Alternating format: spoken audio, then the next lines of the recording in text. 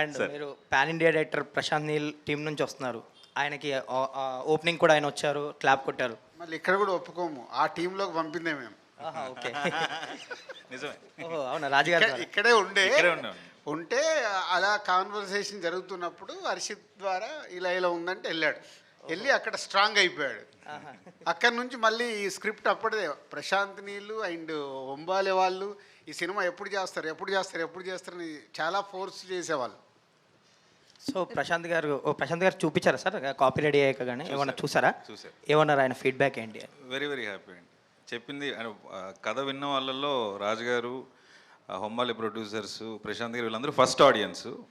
So చెప్పింది translate అయిందని ఒకే question అడిగాను. So they were very happy, బాగుందని చెప్పారు. రాజుగారు సార్ చూసి నేను కూడా ఉన్నాను.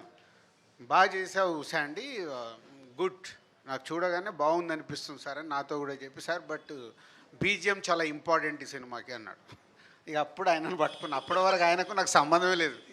వీళ్ళిద్దరు మాట్లాడుకున్నారు, చేసుకున్నారు. లేదు ఇక ప్రశాంత్ నీళ్ళు చెప్పిన తర్వాత లేదు, ప్రతి రీలు నేను చూడాల్సిందే, మీరు ఫైనల్ చేసి పంపించండి.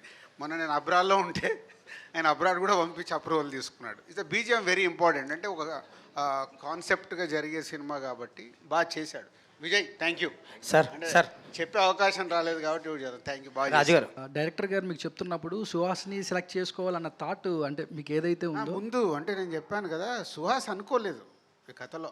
చాలామంది నాకు ఎప్పుడు ఎలా ఉంటుందంటే ఎకానమీ, ఒక మంచి సినిమా తీయాలి, ఈ సినిమా ద్వారా ఎక్కువ డబ్బులు రావాలి, ఎలా వస్తుందని నా బ్రెయిన్ పనిచేస్తుంది. అలా అనుకుంటూ 2-3 హీరోలకు కథ నరేట్ చేసి చాలా రోజులు ట్రావెల్ అయ్యాడు.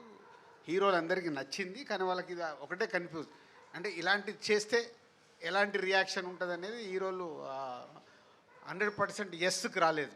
బట్ చాలా రోజులు హోల్డ్ చేసేవాళ్ళు. కథ విన్న తర్వాత బాగుంది, చెప్తాను.